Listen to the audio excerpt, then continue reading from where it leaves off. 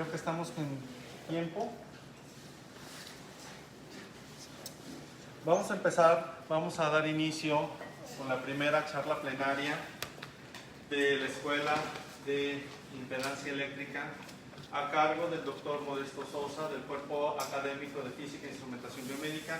Este cuerpo académico ha sido el encargado de organizar este evento y bueno, iniciamos con la charla de biomagnetismo, fundamentos y aplicaciones. Por favor, un aplauso al doctor Modesto Sosa.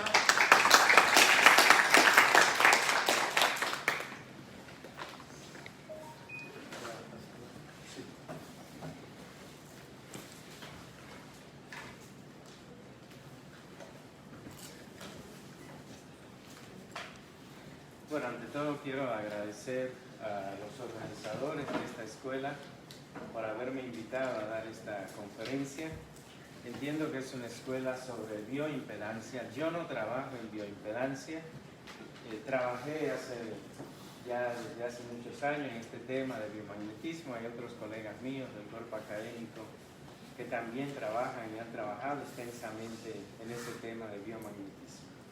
De todos modos, a final de cuentas, cuando hablamos de bioimpedancia, cuando hablamos de bioelectricidad, de biomagnetismo, estamos hablando, por un lado, de sistemas biológicos y por el otro lado, de fenómenos eléctricos y magnéticos. Y si entendemos que en la naturaleza existe un campo que se llama campo electromagnético, que se puede manifestar como las dos caras de una moneda, en eléctrico o magnético, pero que en el fondo es lo mismo, bueno, alguna relación habrá entre lo que se hace en biomagnetismo, lo que se hace en bioelectricidad, lo que se hace en bioimpedancia. Espero, por tanto, que la conferencia pues, sea de interés para ustedes. Cuando hablamos de estos temas de biomagnetismo, es un tema muy actual. De hecho, si entramos a la internet, podemos encontrar mucha información sobre eso. Se nos venden pulseras, se nos venden plantillas magnéticas que se asegura que pueden curar enfermedades. Pero de hecho es un tema muy antiguo. Si nosotros damos un vistazo hacia la historia, vemos que desde la segunda mitad del siglo XVIII, en 1766, probablemente el personaje más connotado en este campo, Frank Anton Mesmer, un médico alemán, publicó una tesis que se llama así, El influjo de los planetas en el cuerpo humano, y luego escribió un libro en 1779 sobre las memorias del descubrimiento del magnetismo animal. Una teoría que luego es conocida como el mesmerismo, que hoy día sabemos fue lo que impulsó en la psicología la hipnosis justamente, y lo que Mesmer planteaba era que podía curar partes del cuerpo tocándolo con imanes y otros objetos imantados. Una teoría, por supuesto, bastante controversial, pero que, reitero, sigue siendo vigente hoy en día. Entren a la internet y encontrarán una gran cantidad de información donde se venden imanes, pulseras, que se dice que curan las enfermedades. O sea, es bastante vigente. Eso en la parte magnética. Si vamos a la parte eléctrica, también vemos otra contraparte ahí. Un experimento muy famoso en 1780 por Luigi Galvani, físico italiano en Bolonia, demuestra que él podía hacer que las extremidades de una rana pudieran movilizarse de alguna manera tocándola, haciendo pasar una corriente eléctrica. Eso le llamó la electricidad animal. Un experimento que fue refutado por otro connotado físico italiano de la época, Alessandro Volta, que argumentaba que en realidad la corriente no se podía producir de esa manera, sino que la corriente se producía o se estaba produciendo por dos placas metálicas en contacto de alguna manera. Volta, creador de la pila, refutó el experimento de la electricidad animal de Galvani. Hoy en día sabemos que de hecho ambos estaban en lo cierto. Sí se genera una corriente eléctrica a través de dos placas metálicas en contacto de alguna manera y sí hay electricidad animal. Pero si vamos un poco más recientemente, hay por ejemplo un artículo publicado en 2005 donde se plantea un experimento a nivel de nanoescala del experimento de Galvani que es posible a través de ese experimento medir propiedades bioelectromagnéticas o electromecánicas en general de biomoléculas. Es decir, lo que quiero plantear aquí es que estas ideas del magnetismo, estas ideas de la electricidad animal, fíjense que son muy antiguas. Noten una cosa, no pierdan de vista eso. Si regresamos un momentito, así brevemente, a la lámina anterior, estábamos hablando de 1780. En la anterior estamos hablando de 1766. Estamos hablando de 100 años antes de que tuviéramos en la física la teoría electromagnética de Maxwell. La teoría electromagnética de Maxwell en 1864, a partir de donde nosotros entendemos a la electricidad y al magnetismo como una misma cosa, ocurre 100 años después de estos experimentos. O sea, en esta época, la electricidad y el magnetismo se entendían como dos fenómenos completamente separados. No se entendía la conexión entre ellos. Ahora bien, dicho eso entonces, hay algo que es notable. Y es que lo que Mesmer no podía saber, de hecho nunca lo supo, eso se llegó a corroborar más de 100 años después de su muerte, es que de hecho los seres vivos generan campos magnéticos. Y hoy en día las relaciones entre los campos magnéticos y los sistemas biológicos dan lugar a dos áreas grandes que técnicamente dividimos. Fíjense que la plática se llama biomagnetismo. En realidad hablamos de dos grandes áreas. ¿Qué es biomagnetismo? El biomagnetismo se refiere al estudio de los campos magnéticos generados por los propios sistemas biológicos. Nosotros estamos generando campos magnéticos. Eso es biomagnetismo. La magnetobiología es el estudio de los efectos de un campo magnético externo sobre un sistema biológico. Son dos grandes temas. Es toda un área enorme el campo de la magnetobiología, solo para poner algunos breves ejemplos, porque la plática va en la otra dirección del biomagnetismo.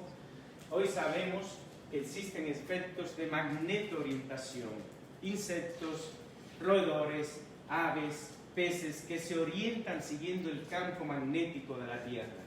Estudiamos enormemente, hay una gran cantidad de trabajos para entender los efectos de las antenas de radiofrecuencia, de las líneas de alta tensión, sobre las poblaciones que viven en regiones cercanas a ella, de los efectos de los teléfonos celulares, por ejemplo, sobre el cuerpo humano. Hay un trabajo muy intenso hecho por la Organización Mundial de la Salud a través de una investigación hecha en una gran cantidad de universidades en Europa para entender los efectos de los teléfonos celulares sobre el cuerpo humano. Pero ahí estamos hablando de magnetobiología, el efecto de un campo magnético externo sobre un sistema biológico. Aquí nos interesa hablar del otro campo, del biomagnetismo. El biomagnetismo es un campo multidisciplinario entre la física, la biología, la ingeniería, la meteorología. O sea, cuando trabajamos en este campo no lo podemos hacer solo. Es realmente un campo multidisciplinario. Y hoy en día sabemos que podemos medir la actividad magnética del cerebro. A eso le llamamos un magnetoencefalograma, de la forma que me ponen una enorme cantidad de electrodos y puedo hacer un electroencefalograma. Hoy día podemos hacer un magnetocardiograma, medir la actividad magnética del corazón de la misma manera que se mide la actividad eléctrica del corazón. Pero puedo medir la actividad magnética en prácticamente cualquier órgano de mi cuerpo. Podemos hacer una magnetocardiografía fetal, podemos medir la actividad magnética de nuestro estómago, en fin, prácticamente en cualquier cuerpo, en cualquier órgano de nuestro cuerpo podemos medir la actividad magnética. ¿Y por qué lo podemos hacer así? Lo podemos hacer así porque nosotros literalmente funcionamos como ese equipo que está ahí. Generamos corriente dentro de nosotros. Y una corriente significa campo eléctrico y campo magnético. ¿Cuáles son las características del biomagnetismo? La principal característica, quizás lo más notable, es la no invasividad. Seguramente todos, si no les han hecho, muchos de ustedes son muy jóvenes, pero lo conocen, un electrocardiograma. Para hacernos un electrocardiograma se nos coloca una serie de electrodos, un arreglo muy especial que se llama arreglo de Itomi. Para hacer un magnetocardiograma no necesito tocar al paciente. Los campos magnéticos no necesitan un contacto. Yo necesito solo acercar. Lo que acercar significa, no necesito tocar al paciente. Acerco el sensor de campo magnético y mido la actividad magnética del corazón. Esa no invasividad es fundamental. Y la otra cosa esencial, que no tiene la electrocardiografía ni la electroencefalografía, es que podemos medir las corrientes primarias. Cuando hacemos un electroencefalograma, un electrocardiograma, estamos midiendo corrientes secundarias que se propagan a nivel del músculo, a través del músculo. En la electrocardiografía o en la magnetocardiografía o la magnetoencefalografía no necesitamos eso. Podemos medir corrientes primarias. Ahora, no todo, por supuesto, es color de rosa. Uno se preguntará, bueno, si es una técnica no invasiva que tiene esas posibilidades, ¿por qué no la usamos? Siempre yo he dicho, queremos hacer un magnetoencefalograma, tenemos que irnos con todos los colegas que van en la Bestia, ese tren que llega hasta Tijuana, y cruzar el río Bravo, porque los equipos están al norte del río Bravo.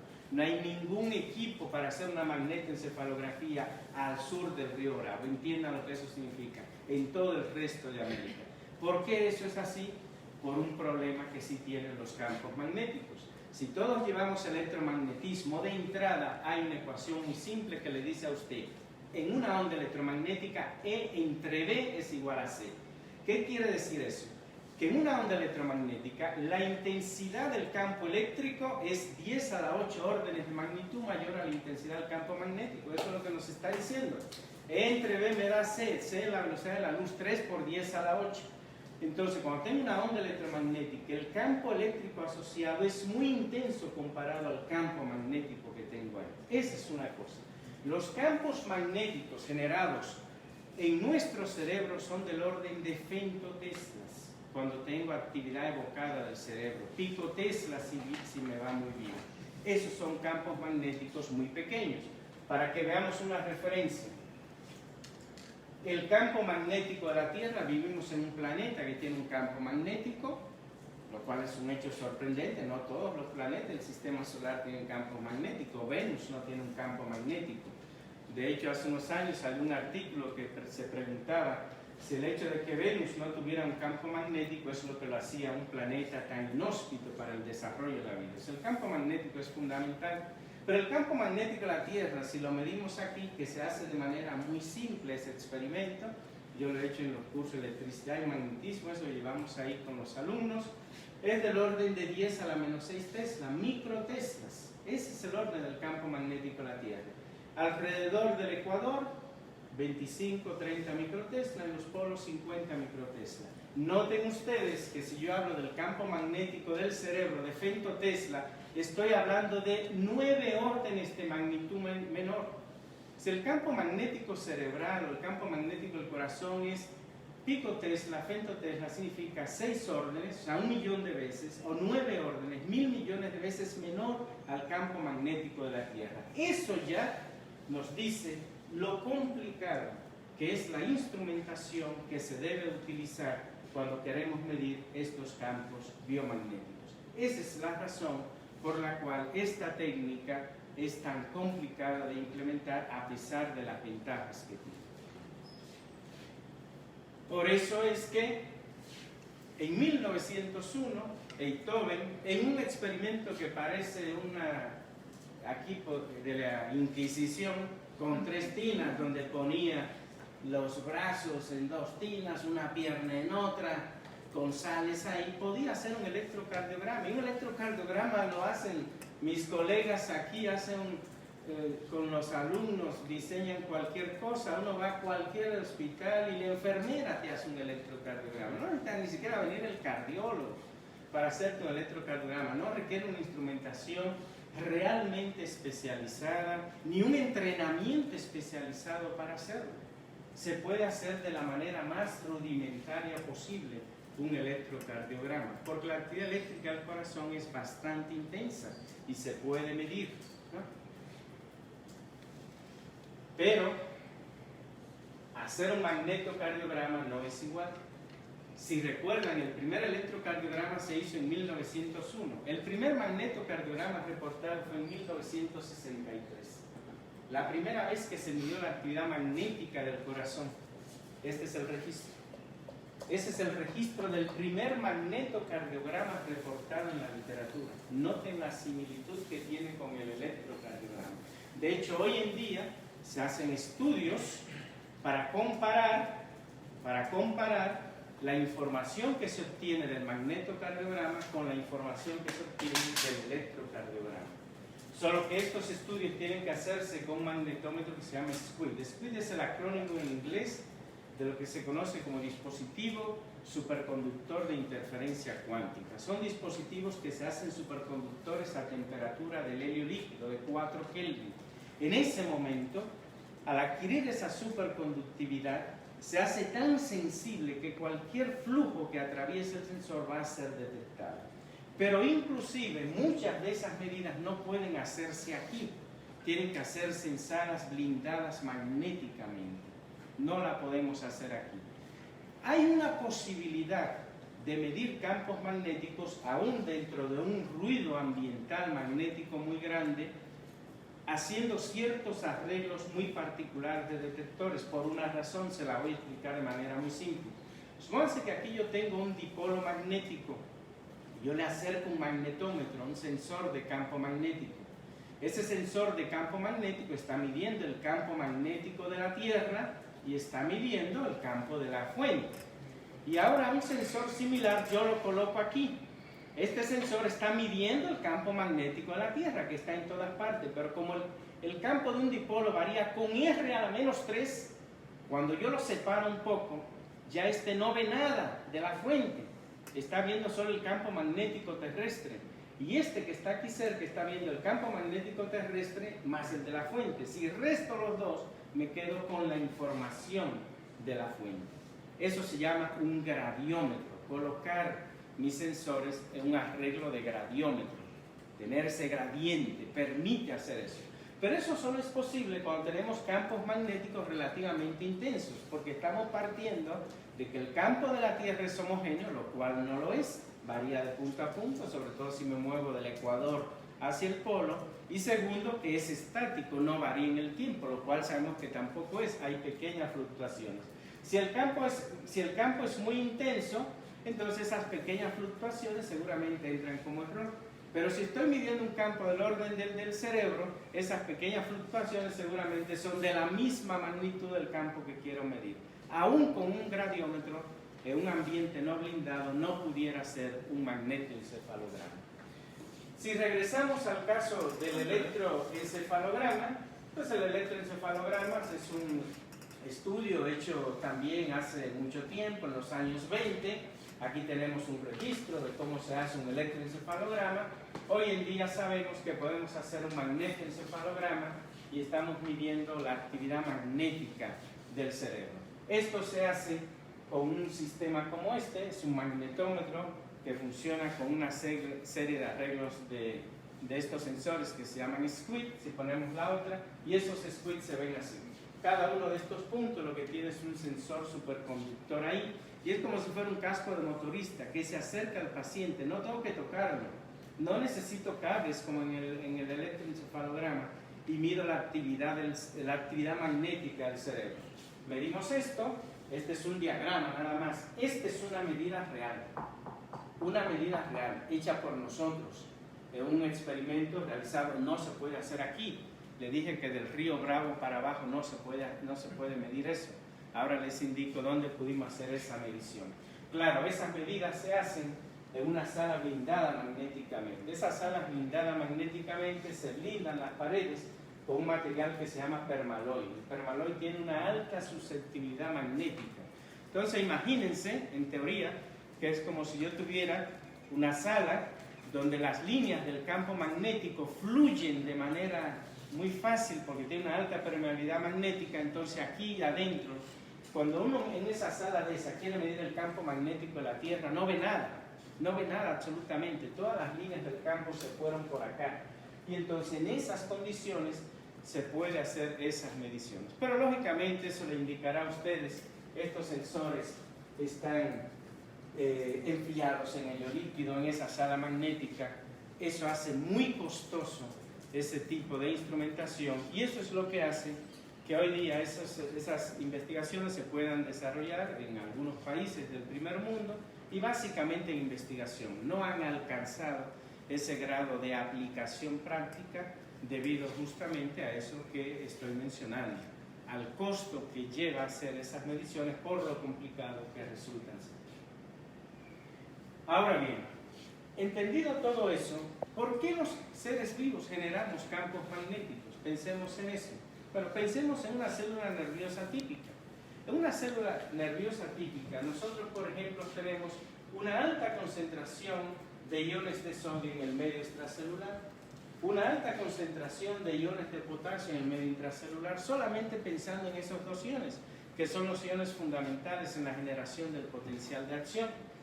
Entonces, esos iones no están en equilibrio. No están en equilibrio. Para nosotros, cuando tenemos un sistema o tenemos una membrana neutra, decimos que tenemos equilibrio cuando la concentración de ambos lados es la misma. Si la membrana es cargada, no. Lo que da el equilibrio se llama el factor de Boltzmann o la ecuación de Nernst, ¿no? El factor de Boltzmann o la ecuación de Nernst, porque el equilibrio viene marcado por esta expresión. Z por E, ZE es la carga y B es el potencial. Carga por potencial es energía, o sea, lo que tengo ahí es E a la menos E sobre KT, ¿no? El exponente es adimensional como debe ser. En una membrana cargada, los iones no tienen que tener la misma concentración de ambos lados. El equilibrio lo da el factor de Boltzmann o la ecuación de Nernst. Ahora, si yo hago el cálculo para un ion univalente positivo, como es el sodio o como es el cloro, yo voy a encontrar, ¿podemos ir a la siguiente? Sí. Aquí está. Si yo hago el cálculo para un ion univalente, como el sodio más o el potasio más, lo que nosotros vamos a encontrar es que el equilibrio es 13.7. La concentración de iones en el medio interior al medio exterior debe ser 13.7. Cuando tengo un potencial de menos 70 milivolts, que es el potencial de reposo en una membrana, en una célula nerviosa. Si regresamos al anterior, sin embargo, si yo divido la cantidad de sodio que hay en el medio intracelular, aquí en unidades absolutas 15, comparada a 145, eso me da 0.13. El sodio no está en equilibrio. Y si yo hago el potasio 150 entre 5, eso me da 30, lo cual no está en equilibrio. Yo necesitaría tener una razón de concentración de iones en el interior a iones en el exterior de 13.7. ¿Qué significa eso? Que en una célula nerviosa, aún en reposo, aún cuando no hay un estímulo, hay un desequilibrio de los iones de sodio y potasio entre el medio intracelular y el medio extracelular. Entonces el sistema está permanentemente, eso quiere decir que hay muy poco sodio dentro y hay mucho potasio dentro. El sistema está permanentemente intentando meter sodio y sacar potasio para llegar al equilibrio. Pero entonces nuestro organismo lo que hace es que hace el efecto contrario. Trata de mantener estas concentraciones así y entonces gastamos energía metabólica, utilizamos ATP. Y en general estamos sacando a través de ese gasto metabólico 3 iones de sodio por 2 iones de potasio que estamos regresando, para mantener a la célula en esta condición. Porque si la célula estuviera en equilibrio, entonces fuera más difícil después generar el potencial de acción. Si yo tengo a la célula fuera de equilibrio, cuando tengo cualquier estímulo puedo generar con facilidad el potencial de acción. Lo que quiero decir aquí entonces es que aún en la condición de equilibrio hay transporte activo de carga a través de la membrana celular. Estamos sacando 3 sodios, metiendo 2 potasios permanentemente. Entonces, si tengo eso lo hacemos a través de algo que seguramente han escuchado, que se llama la bomba sodio-potasio. Entonces, aún en estado de reposo, en la distribución de carga de una célula nerviosa tenemos transporte de carga a través de la membrana. Transporte de carga significa estoy generando corriente eléctrica, tengo campos magnéticos ahí asociados. Y con mucho más razón si yo genero un potencial de acción. Cuando hay un estímulo, lo que sucede es que se abre rápidamente el canal de sodio, comienza a entrar sodio del medio extracelular al medio intracelular. Este es un modelo muy famoso, conocido como el modelo de Hodgkin-Huxley, que hicieron ese experimento, premio Nobel de Fisiología por ello, en arzones gigantes de calamar. Se ve que se abre el canal de sodio, que es un canal que abre muy rápidamente, entra rápidamente sodio del medio extracelular al medio intracelular y se genera esto que está aquí, que se llama la despolarización de la membrana celular. Luego el canal de potasio es un canal más lento, fíjense que ese canal crece más lentamente, se abre más lentamente el canal de potasio, comienza a salir potasio cuando ya el medio intracelular se ha hecho muy positivo y se produce entonces aquí la repolarización de la membrana celular y eso ocurre en unos cuantos milisegundos. Hay un flujo enorme de corriente que se genera ahí. Corriente tanto a nivel de membrana como corriente que se propaga a lo largo del axón. Y el axón tiene un modelo matemático de solitón, el potencial de acción tiene un modelo matemático de solitón, no es una onda, no es una perturbación periódica, es una perturbación que ocurre y se propaga a lo largo del axón. Entonces, cuando se genera el impulso nervioso, tenemos corriente de membrana, corriente a lo largo del axón. En pocas palabras, cada vez que oímos, pensamos, tocamos, escuchamos, hablamos, hacemos lo que sea, hay actividad eléctrica en nosotros, aún en estado de reposo hay actividad eléctrica en nosotros, y eso en física se llama, hay campos magnéticos ahí. Siempre que una partícula cargada se pone en movimiento, eso se llama una corriente eléctrica, y eso se llama para nosotros los físicos un campo magnético que estoy generando. Por eso es que los seres vivos generamos campos magnéticos. Ese es el fundamento de eso. También quiero señalar que aún no solo en las células nerviosas, por ejemplo en las células musculares, en el corazón, por ejemplo, hay todo un potencial, una onda de despolarización que recorre a lo largo de la célula, y esa onda de despolarización que recorre a lo largo de la célula es lo que genera al final la información eléctrica y magnética que nosotros podemos medir a través del electrocardiograma o el magnetocardiograma. O sea, no está limitado solo a las células nerviosas. Bien, pero ¿qué otra cosa puede causar campos magnéticos en nuestro cuerpo? Bueno, contaminantes magnéticos que haya. De hecho, hay un trabajo muy famoso hecho, de los primeros trabajos hechos sobre esto, en mineros, por ejemplo, midiendo contaminantes magnéticos en el pulmón. Por supuesto, momentos magnéticos, materiales magnéticos que se pueden crear in situ en nuestro cuerpo debido a procesos, a reacciones bioquímicas ahí, además de constituyentes paramagnéticos y diamagnéticos del cuerpo humano. Por ejemplo, nosotros sabemos que el agua es diamagnética y un 70% de nuestro cuerpo es diamagnético. Eso significa una sustancia diamagnética, una sustancia que cuando yo la coloco en un campo magnético externo se orienta en dirección opuesta al campo. Si el campo que yo le aplico va hacia allá, la sustancia se orienta magnéticamente hacia acá, y una sustancia paramagnética, aquella que se orienta en la misma dirección del campo, reforzando el campo. Por eso cuando vamos a hacer una resonancia magnética nuclear, por ejemplo, del estómago, utilizamos alguna sustancia paramagnética, como el gadolinio, que es el elemento más paramagnético de la tabla periódica, para magnetizarlo en la dirección del campo y aumentar la señal que estamos viendo. Un momento. Sí, perdón, doctor. Entonces, a final de cuentas, queremos entender el biomagnetismo. El biomagnetismo tenemos que entenderlo desde el magnetismo celular. En nuestra célula hay magnetismo, hay electricidad. Vuelvo y digo, campos magnéticos, campos eléctricos son la misma cosa. Son dos manifestaciones de lo mismo. Hay un ejemplo muy típico, yo siempre le pongo a los alumnos. Párese usted aquí en el laboratorio con un sensor de campo eléctrico y un sensor de campo magnético. Viene una partícula viajando y en esa partícula se sienta otro colega. También trae su sensor de campo eléctrico y su sensor de campo magnético ahí. Cuando pasa por allá, le dice a usted, oye, tus sensores, ¿qué marcan? Y yo que estoy aquí, la partícula pasa por allá, luego le digo, mira, se activó el de campo magnético y se activó también el de campo eléctrico. Estoy viendo a los dos activados. Y le contesto y le regreso a mí, ¿y tú qué ves? Y él me dice, pues el mío solo el eléctrico está activado, el magnético no marca nada. no marca nada para él va sentado en la partícula está en reposo respecto a él. Entonces simplemente es como agarrar una moneda, la pongo de perfil, la veo cara, la veo sol. O el que vaya es como esa moneda que la tiene acostada, solamente la ve de un lado, no le ve el otro lado, pero es la misma moneda. No existe un solo campo electromagnético que se manifiesta de una manera y se manifiesta de otra. La moneda es la misma, la vea de las dos caras o la vea de una sola. Es exactamente lo mismo. Hay magnetismo, hay electricidad, puedo hacer un electrocardiograma, puedo hacer un magnetocardiograma, puedo hacer un electroencefalograma, puedo hacer un magnetoencefalograma. A final de cuentas, los fundamentos son los mismos. Una cosa importante que tienen los campos magnéticos cuando se aplican en este campo es que me permite a mí determinar la fuente. O sea, puedo hacer lo que se llama el problema inverso.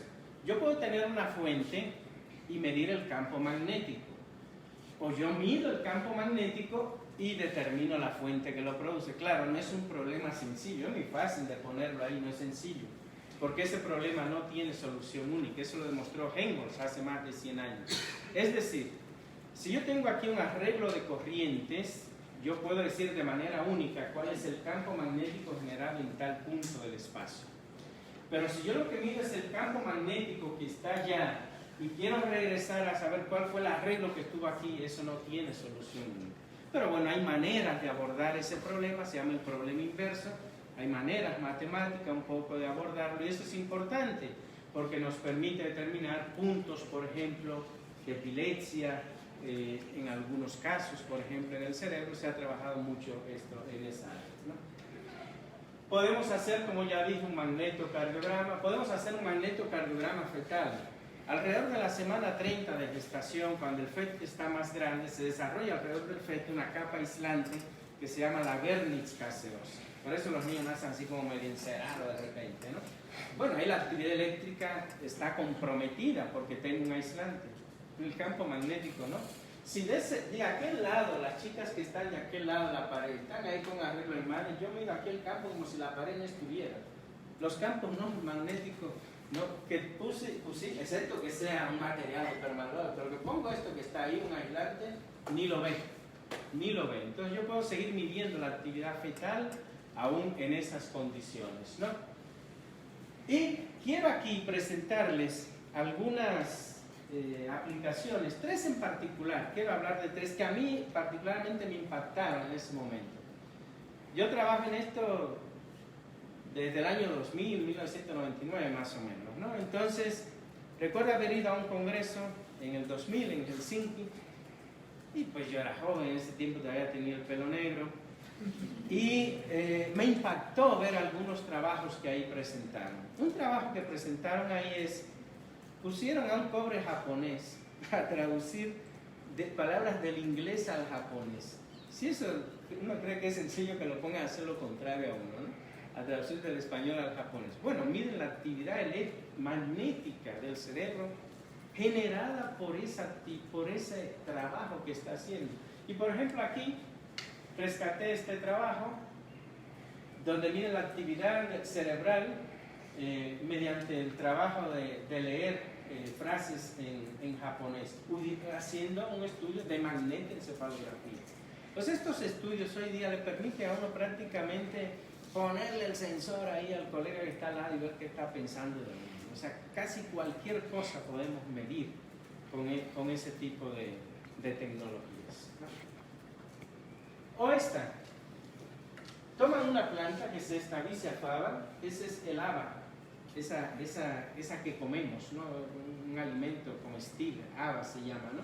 En mi campo allá donde yo soy la utilizan mucho en sustitución de las habichuelas que allá se llaman, o sea, los frijoles. Y la lastiman, le arrancan una rama. Hoy día se es capaz de medir las corrientes que se producen en una planta, que es un ser vivo, al lastimarla. Al lastimar la planta, se mide la distribución de corriente producida por la reacción de esa planta ante ese daño que le estamos produciendo. A ese nivel. O un tonto que siempre hay, que se traga una aguja. Hay que localizar una aguja en alguien que se la tragó Bueno, si ustedes van a internet van a encontrar en el Google académico, no vayan ustedes como alumnos que se están formando a buscar al Google, no, ahí aparece cualquier cosa, el rincón del vago, no. Vayan a Google académico, ahí hay revistas, hay información ya seria, ¿no? Y ahí ponen, y van a encontrar una enorme cantidad de trabajos, por ejemplo, hecho con un magnetómetro Squirt, para localizar una aguja. Ya ven que se la tragó, por eso le puse estudios en animales, porque hay que ser demasiado tonto para tragarse una aguja. Pero pensemos que alguien por alguna razón lo hizo, ¿no? Hay que localizarla. Bueno, la parte eléctrica no me sirve a mí, no me sirve, pero con un sensor de campo magnético, en principio, sí lo puedo hacer, ¿no? Bueno, y dicho eso, quiero presentarle, y todo esto parece, bueno, pero realmente se hace o no se hace. Este es un trabajo hecho por nosotros, una colaboración hecha en la Universidad de Wisconsin, en Madison. Fue la tesis de un alumno nuestro acá, tuvo que ir allá a hacerlo, por supuesto. Se dan cuenta que ni el cañón encendía, mucho menos vamos a tener aquí un magnetómetro Squirt. ¿Y qué fue lo que se hizo aquí? Medir la respuesta auditiva en niños, en neonatos, utilizando haciendo una magnetoencefalografía. Hacer estudios en personas es complicado, tenemos que guardar una serie de principios éticos para poderlo hacer, mucho más en Estados Unidos. Sin embargo, lo pudimos hacer porque no tocamos al niño. No tenemos ni siquiera que ponerle cables, es acercarle un sensor nada más. Es todo lo que tuvimos que hacer. Bueno, no un poquito así, ¿no? Así se le platica a la madre qué es lo que hay que hacer, pero sí hay que hacer algunas cosas, ¿no? Se hizo un estudio en 5 neonatos y lo que se le hizo fue, eso es lo triste quizá, pedirle a la madre que no alimentara ni dejara dormir al niño durante unas horas previas.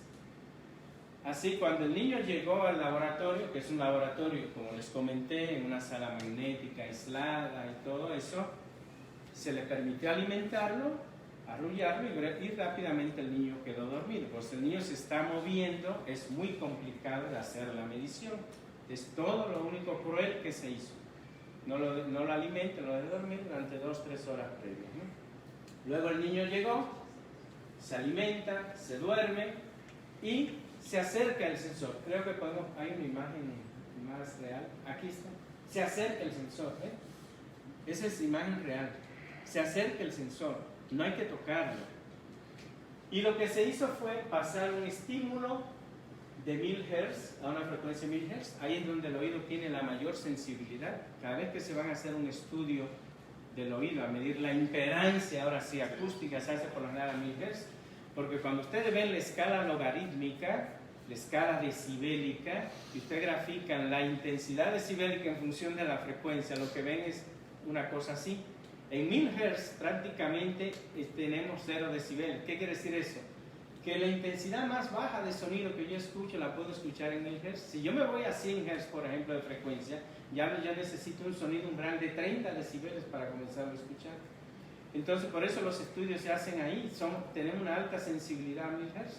Entonces, una frecuencia de 1000 Hz, un sonido de 88 decibeles, que es alto, pero es una persona como yo, que quizá habla mucho, un caribeño, alcanzo esas intensidades, y se le hacía pasar ese sonido y con un programa computacional de manera aleatoria para que el cerebro no se adaptara, de repente se emitía un sonido de una frecuencia diferente. Era lo que se hacía, ¿no?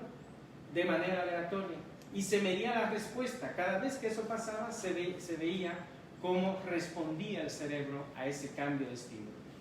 Ya como físico no lo sabemos. Había un médico, un neurofisiólogo asociado que interpreta eso y sabe él que la forma como responde un neonato a responde un adulto es diferente. Eso le permite entonces medir a él cómo va madurando el cerebro. Esa era la idea del estudio. Y estas son las señales reales que nosotros tenemos. Y con esto podemos hacer mapas cerebrales y ver con colores si lo queremos. Aquí no lo puse, pero está por ahí en los trabajos. Qué partes del cerebro son las que se están activando y nos permite entonces a nosotros, bueno, al médico sobre todo, medir cómo va madurando el cerebro del niño. Entonces, estos estudios sí se hacen, sí se pueden hacer. Hay muchísimas universidades en Estados Unidos, en Europa, en China, en Japón, donde se hacen esos estudios, ¿no? El problema, insisto nuevamente, es que son costosos, requieren una tecnología que no ha permitido introducirla a la práctica, a la vida cotidiana. Es el tipo de respuesta que nosotros obtuvimos en este tipo de estudios. Aquí, bueno, no se ve muy bien, pero abajo lo que está es la edad concepcional, o sea, el número de semanas de los niños, y esa es la amplitud que nosotros estamos midiendo en femtoteslas.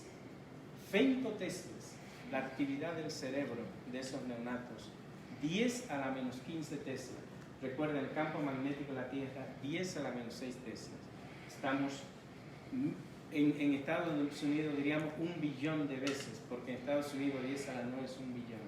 Para nosotros 1 billón sería 10 a la 2. Estamos 1000 millones de veces con campos magnéticos más bajos, más débiles que los producidos por la Tierra, ¿no? Este ambiente donde vivimos. Y con eso termino. Quiero darles las gracias por su atención. Quiero resumir diciendo que hoy en día podemos utilizar la actividad magnética generada por nuestro cuerpo para obtener información. Hay mucho trabajo hecho para correlacionar lo que se obtiene en la parte magnética con la parte eléctrica. De hecho, se utilizan como técnicas complementarias. Yo, de hecho, antes de venir para acá, trataba de preguntar, bueno, ¿cómo puedo decir una frase que los motive en una escuela de bioimpedancia? Entonces se me ocurrió decir, a lo mejor sería interesante pensar cómo correlacionar el funcionamiento de algún órgano que está siendo afectado y que estoy midiendo la bioimpedancia con algún estudio magnético como este. Seguramente se pudiera hacer. Cuando yo digo seguramente se pudiera hacer, tengo una frase que dice, cuando a uno se le ocurre una cosa, la probabilidad de que a uno de esos 3.000 millones de chinos no se le haya ocurrido es 0. Cada vez que a uno se le ocurre una investigación, cuando va a la literatura ya hay un chino que la hizo, a lo mejor ya está hecho, yo no lo sé, ¿no? Pero bueno, el hecho es que al final de cuentas somos un sistema biológico que genera campos eléctricos, que genera campos magnéticos, que nuestros tejidos presentan una oposición como función de la frecuencia, que sería la impedancia al paso de la corriente, y todo eso de alguna manera habrá de tener alguna relación. Finalmente, antes de que me lo pregunten, me voy yo a poner delante. Alguien pudiera decir, y me recuerdo una vez que me dieron una barrida, una vez que fui al TEC de Monterrey, en Monterrey, a dar esta plática, es ¿de qué sirve entonces que una técnica como el biomagnetismo, hacer una magnetoencefalografía, una magnetocardiografía, ¿de qué sirve eso si no lo puedo aplicar? Mi respuesta a eso es, si le hubieran preguntado a Max Planck, a Einstein, ¿para qué servía la mecánica cuántica o la relatividad especial? No lo hubieran hecho, porque no servía para nada. Y hoy en día, ¿cuántas cosas dentro de nuestra vida cotidiana no tienen los fundamentos de la mecánica cuántica o de la relatividad? Y cuando este lugar donde ustedes están cumplió 20 años en el 2006, esto inició en el 1986, yo era el secretario académico acá y recuerdo que hicimos un evento, algunos de mis colegas también estaban aquí conmigo, creo que el doctor Marco todavía no andaba por acá, pero el doctor Bar, el doctor Córdoba, y trajimos 2 premios Nobel acá. Uno de ellos que yo había conocido personalmente en mi doctorado, Leon Lederman. De esas cosas que digo por terco, yo no uso celular, hasta que no sepa que causan cáncer o no se cree. Entonces nunca me recuerdo, fui en mi carrito al aeropuerto a buscar a Lederman, ahí veníamos los dos platicando. Pero nunca me saqué una foto con él ni nada, ya falleció. Y el otro fue Charles Towns, el inventor del láser, aquí estuvo. Y lo llevamos a Explora, un centro de ciencias que hay aquí en León, los que no son de aquí, a dar una conferencia. Para comenzar, su conferencia la hizo con acetatos, que muchos de ustedes no llegaron ya a conocer. Aquellos acetatos viejos, cuando no habían todavía estas cosas, el inventor del láser, con acetatos, unos acetatos ya amarillos, ¿no? Y él de su boca ahí, platicó que cuando inventaron el láser, le preguntaron para qué servía. Para nada. La cosa más inútil que se había inventado en el mundo era el láser. Recibió el premio Nobel de Física por eso. Lo más inútil. Lo inventaron para probarle a Pauli que estaba equivocado, porque Pauli decía que no se podía hacer un haz coherente así de esa manera. Eso no servía para nada, era lo más inútil. Hoy, ¿qué no se puede hacer con eso? Moraleja, en la ciencia no se trabaja así. En la ciencia sí se puede hacer ciencia aplicada y dirigida para resolver un problema muy particular, pero también se vale hacer ciencia que hoy día no sé para qué sirve, ¿no? Entonces, no me pregunten para qué sirve hoy día un magnetoencefalograma, no sirve para nada, nada más para que se gradúen los alumnos. Pero no sé qué va a pasar mañana, ¿no? Muchas gracias.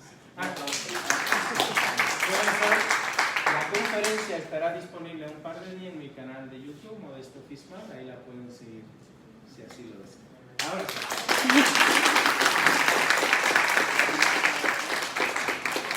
Muchas gracias, doctor. Bueno, como esta es una escuela, ahora le toca a los alumnos preguntar al maestro. ¿Tienen preguntas?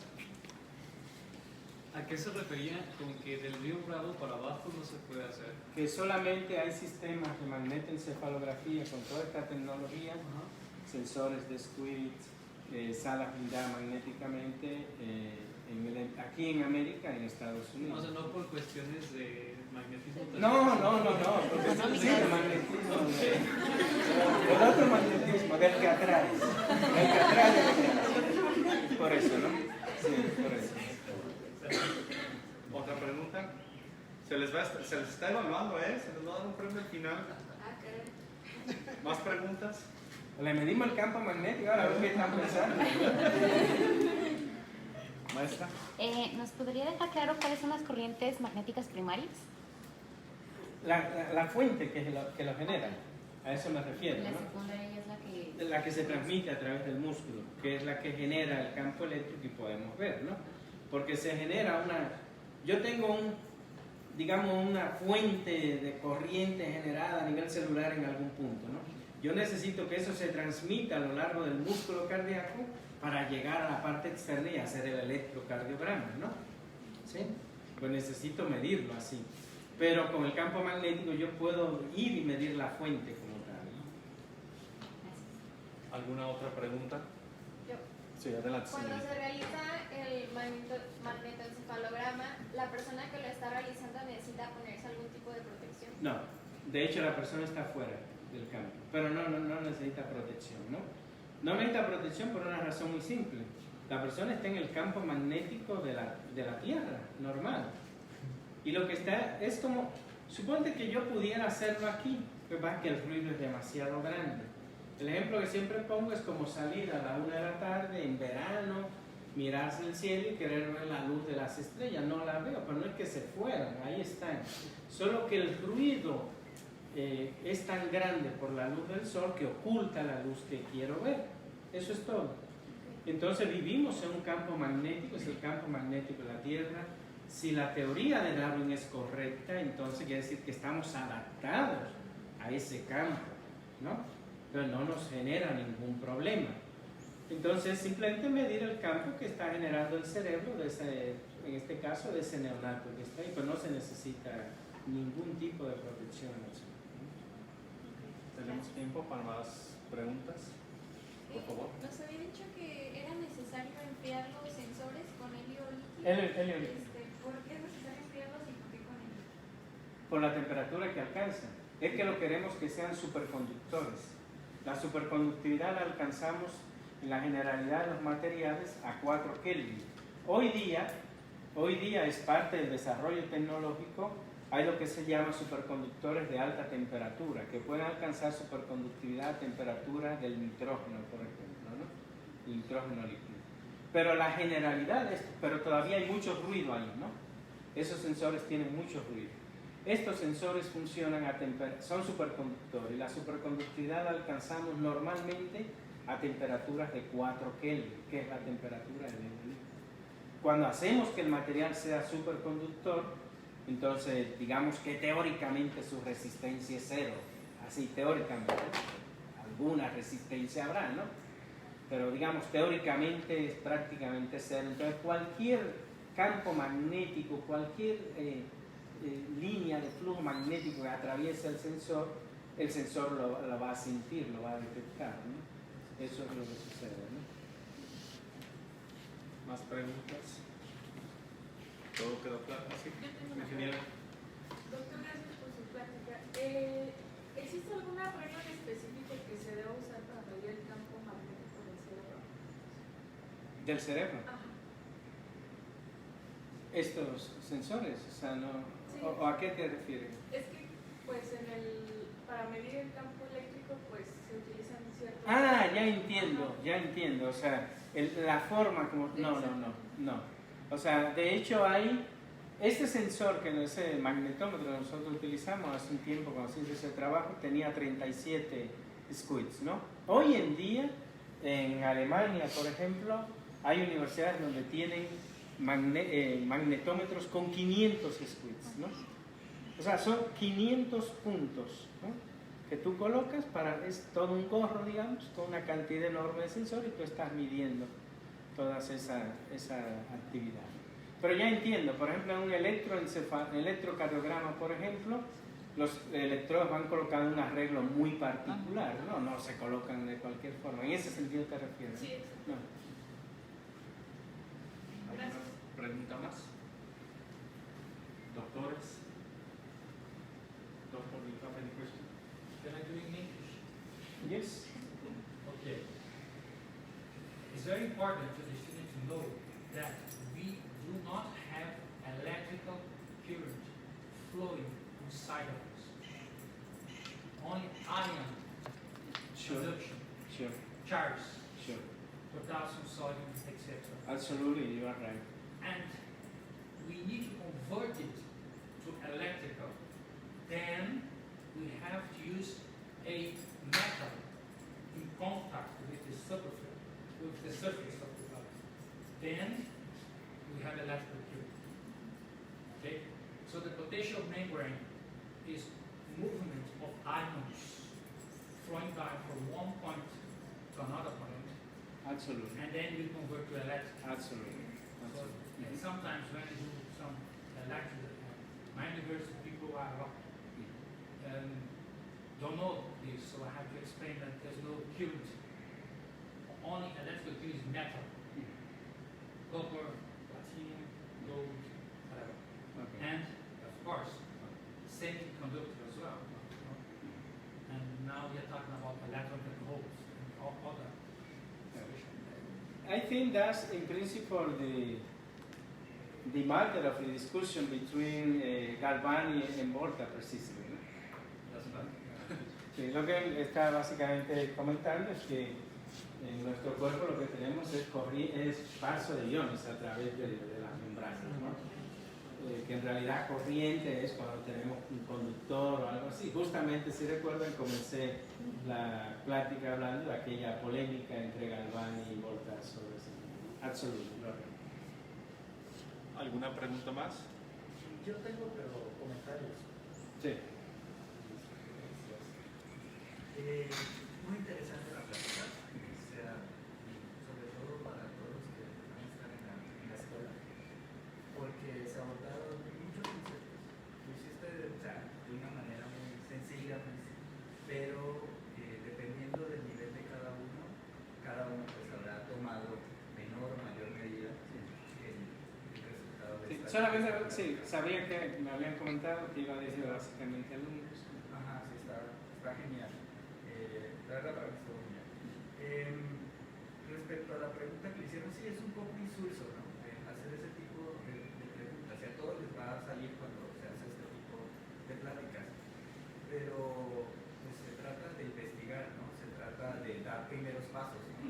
No porque creamos que de pronto en el instante no tiene una aplicación, nos vamos a quedar quietos, ¿no? No, quizás esto, con el paso del tiempo, pues habrán otras ideas, ¿no? Y eso permitirá que ya se pueda usar la técnica, pero hay que dar los pasos, ¿sí?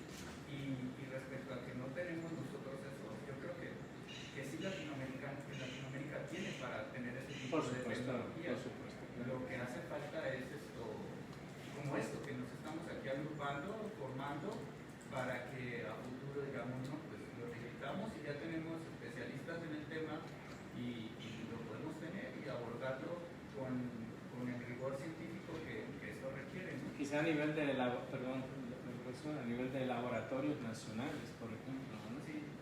Cosas de ese tipo, ¿no?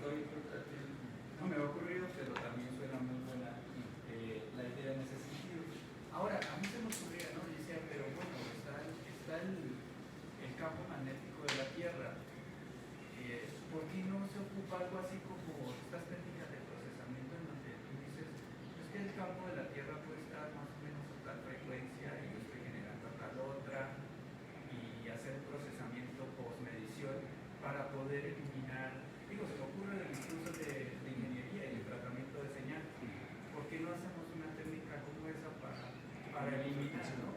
Sí, en frecuencia, para poder eliminar el efecto del ambiente, llamémoslo así. Bueno, quizá la respuesta ahí, seguramente lo han pensado, pero se me ocurre así rápidamente que la respuesta ahí también puede ir por el hecho de que los campos biomagnéticos son de baja frecuencia también, ¿no? Entonces, habría que ver si hay campos biomagnéticos que queremos medir que caen en las franjas de las variaciones del campo magnético terrestre, ¿no? Porque el campo magnético terrestre no es constante. Decimos 30 militeslas, 50 militeslas, pero en realidad si uno ve los mapas del campo magnético, pues sí hay fluctuaciones, ¿no? Entonces un poco sería ver por ahí. O sea, de entrada entiendo lo que dice, ¿no? Filtrando un poco en frecuencia las señales uno pudiera plantear ese tipo de cosas. Sé que se han hecho algunas cosas que van en ese sentido. Por ejemplo, conozco de trabajos en el sentido de utilizar el campo magnético terrestre para hacer resonancia magnética, ¿no? Hay trabajos en ese sentido. Entonces, no sé hasta dónde ha llegado esa parte, la verdad no lo sé, pero habría que investigarlo nuevamente. No son chinos. Bueno, hasta aquí cerramos la sesión de preguntas. Demos un aplauso al doctor Modesto Sosa. Por parte del comité, doctor, muchísimas gracias. Gracias por la invitación. Y un pequeño presente. El cheque viene. El cheque ahí va adentro, doctor. Un aplauso al doctor. Bueno, los que quieran ir al baño tienen 5 minutos.